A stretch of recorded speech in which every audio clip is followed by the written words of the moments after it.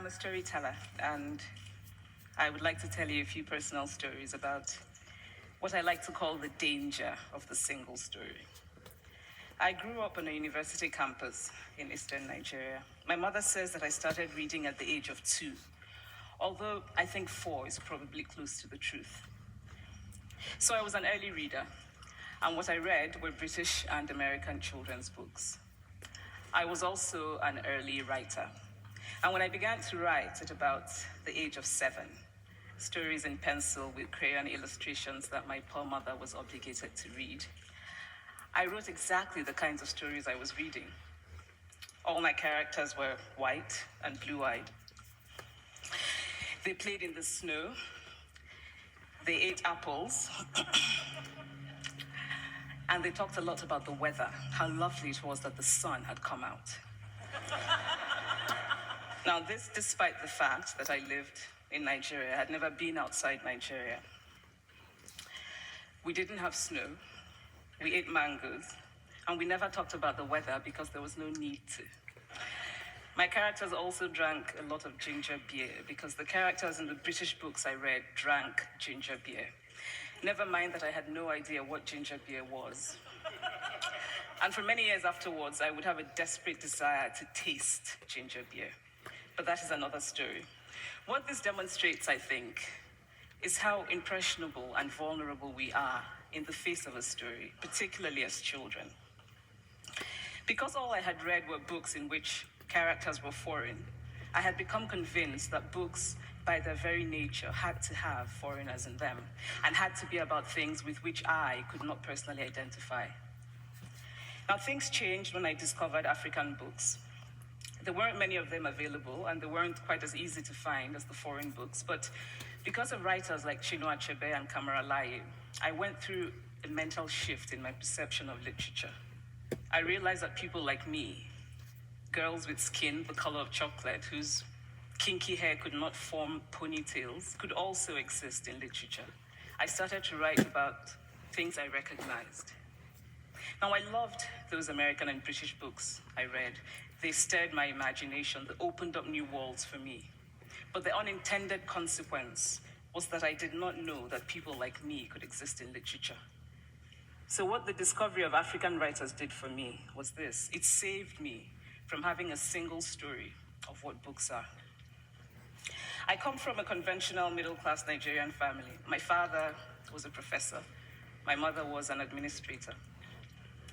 And so we had, as was the norm, living domestic help who would often come from nearby rural villages. So the year I turned 8, we got a new houseboy. His name was Fide. The only thing my mother told us about him was that his family was very poor. My mother sent yams and rice and our old clothes to his family. And when I didn't finish my dinner, my mother would say, "Finish your food. Don't you know people like Fide's family have nothing?" So I felt enormous pity for Fide's family.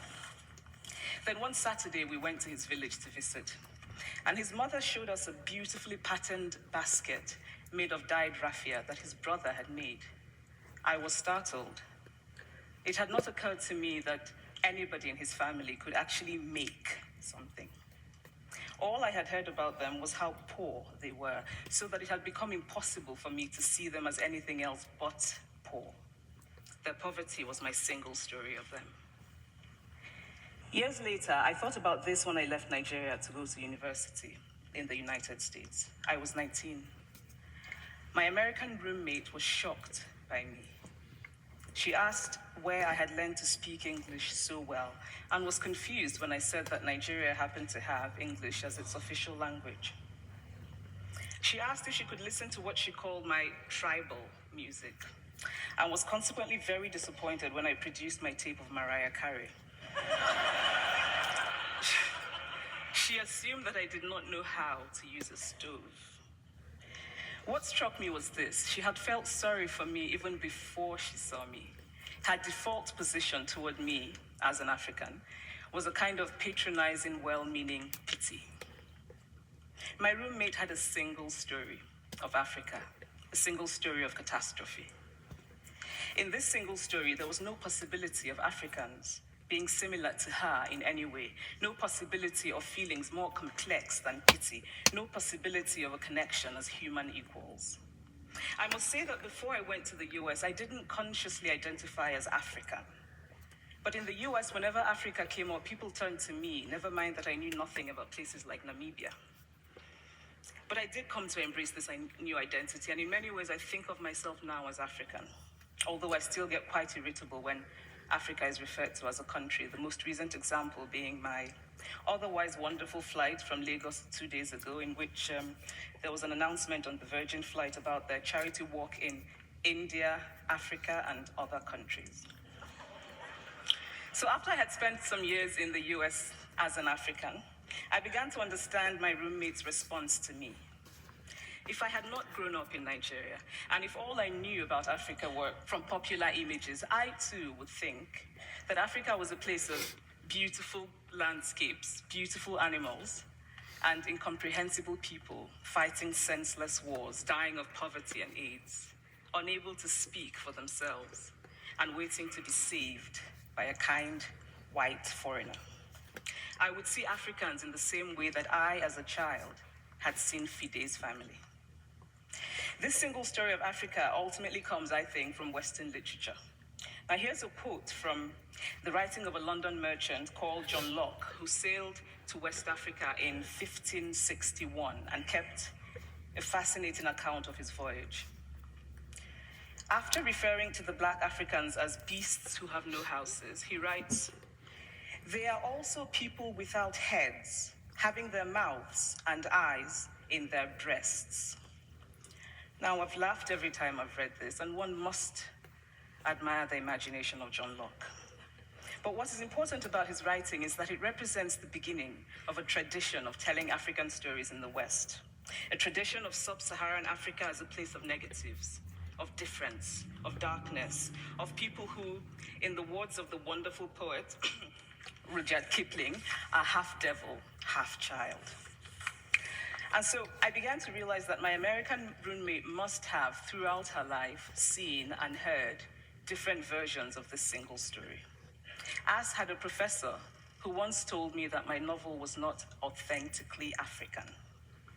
Now, I was quite willing to contend that there were a number of things wrong with the novel, that it had failed in a number of places, but I had not quite imagined that it had failed at achieving something called African authenticity. In fact, I did not know what African authenticity was. The professor told me that my characters were too much like him, an educated and middle-class man. My characters drove cars. They were not starving. Therefore, they were not authentically African. But I must quickly add that I too am just as guilty on the question of the single story. A few years ago, I visited Mexico from the US. The political climate in the US at the time was tense, and there were debates going on about immigration. And, as often happens in America, immigration became synonymous with Mexicans. There were endless stories of Mexicans as people who were fleecing the healthcare system, sneaking across the border, being arrested at the border, that sort of thing. I remember walking around on my first day in Guadalajara, watching the people going to work, rolling up tortillas in the marketplace, smoking, laughing. I remember first feeling slight surprise, and then I was overwhelmed with shame. I realized that I had been so immersed in the media coverage of Mexicans that they had become one thing in my mind, the abject immigrant. I had bought into the single story of Mexicans, and I could not have been more ashamed of myself. So that is how to create a single story. Show a people as one thing, as only one thing, over and over again, and that is what they become. It is impossible to talk about the single story without talking about power. There is a word, an Igbo word, that I think about whenever I think about the power structures of the world, and it is Nkali. It's a noun that loosely translates to be greater than another.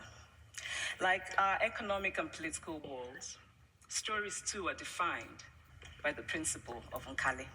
How they are told, who tells them, when they are told, how many stories are told, are really dependent on power. Power is the ability not just to tell the story of another person, but to make it the definitive story of that person. The Palestinian poet Mourid Barghouti writes that if you want to dispossess a people, the simplest way to do it is to tell their story and to start with secondly. Start the story with the arrows of the Native Americans and not with the arrival of the British, and you have an entirely different story. Start the story with the failure of the African state and not with the colonial creation of the African state, and you have an entirely different story. I recently spoke at a university where a student told me that it was such a shame that Nigerian men were physical abusers like the father character in my novel. I told him that I had just read a novel called American Psycho, and that it was such a shame that young Americans were serial murderers. Now,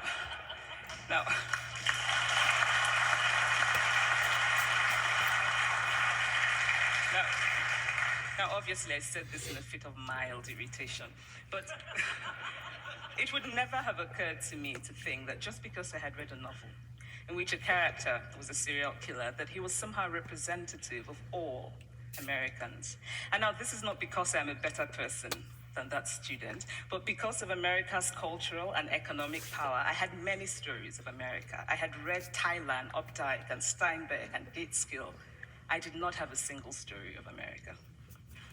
When I learned some years ago that writers were expected to have had really unhappy childhoods to be successful, I began to think about how I could invent horrible things my parents had done to me. But the truth is that I had a very happy childhood, full of laughter and love, in a very close-knit family. But I also had grandfathers who died in refugee camps. My cousin, Polly, died because he could not get adequate health care. One of my closest friends, Ukoloma, died in a plane crash because our fire trucks did not have water. I grew up under repressive military governments that devalued education so that sometimes my parents were not paid their salaries. And so as a child, I saw jam disappear from the breakfast table. Then margarine disappeared. Then bread became too expensive. Then milk became rationed. And most of all, a kind of normalized political fear invaded our lives. All of these stories make me who I am. But to insist on only these negative stories is to flatten my experience and to overlook the many other stories that formed me. The single story creates stereotypes, and the problem with stereotypes is not that they are untrue, but that they are incomplete. They make one story become the only story. Of course, Africa is a continent full of catastrophes, the immense ones, such as the horrific rapes in Congo, and depressing ones, such as the fact that 5,000 people applied for one job vacancy in Nigeria. But there are other stories that are not about catastrophe, and it's very important, it is just as important to talk about them. I've always felt that it is impossible to engage properly with a place or a person without engaging with all of the stories of that place and that person. The consequence of the single story is this: it robs people of dignity. It makes our recognition of our equal humanity difficult. It emphasizes how we are different rather than how we are similar. So what if before my Mexican trip, I had followed the immigration debate from both sides, the US and the Mexican? What if my mother had told us that Fide's family was poor and hardworking? What if we had an African television network that broadcast diverse African stories all over the world, what the Nigerian writer Chinua Achebe calls a balance of stories? What if my roommate knew about my Nigerian publisher, Mukhtar Bakare, a remarkable man who left his job in a bank to follow his dream and start a publishing house? Now, the conventional wisdom was that Nigerians don't read literature. He disagreed. He felt that people who could read would read if you made literature affordable and available to them. Shortly after he published my first novel, I went to a TV station in Lagos to do an interview. And a woman who worked there as a messenger came up to me and said, "I really liked your novel. I didn't like the ending. Now you must write a sequel, and this is what will happen." And she went on to tell me what to write in the sequel. Now, I was not only charmed, I was very moved. Here was a woman, part of the ordinary masses of Nigerians who were not supposed to be readers. She had not only read the book, but she had taken ownership of it and felt justified in telling me what to write in the sequel. Now, what if my roommate knew about my friend, Fumi Yonda, a fearless woman who hosts a TV show in Lagos and is determined to tell the stories that we prefer to forget? What if my roommate knew about the heart procedure that was performed in a Lagos hospital last week? What if my roommate knew about contemporary Nigerian music, talented people singing in English and Pidgin and Igbo and Yoruba and Ijo, mixing influences from Jay-Z to Fela to Bob Marley to their grandfathers? What if my roommate knew about the female lawyer who recently went to court in Nigeria to challenge a ridiculous law that required women to get their husband's consent before renewing their passports? What if my roommate knew about Nollywood, full of innovative people making films despite great technical odds? Films so popular that they really are the best example of Nigerians consuming what they produce. What if my roommate knew about my wonderfully ambitious hair braider who has just started her own business selling hair extensions? Or about the millions of other Nigerians who start businesses and sometimes fail, but continue to nurse ambition? Every time I am home, I am confronted with the usual sources of irritation for most Nigerians: our failed infrastructure, our failed government, but also by the incredible resilience of people who thrive despite the government rather than because of it. I teach writing workshops in Lagos every summer, and it is amazing to me how many people apply, how many people are eager to write, to tell stories.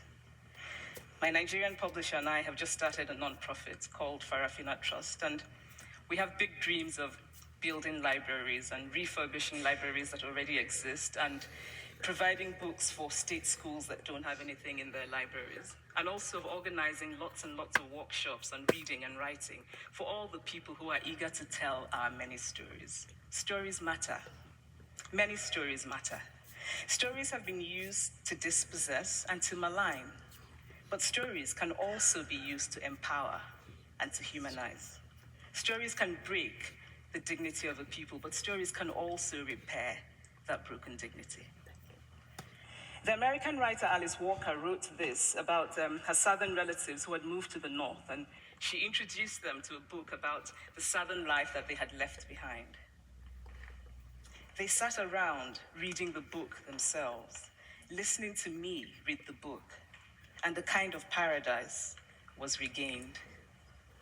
I would like to end with this thought, that when we reject the single story, when we realize that there is never a single story about any place, we regain a kind of paradise. Thank you.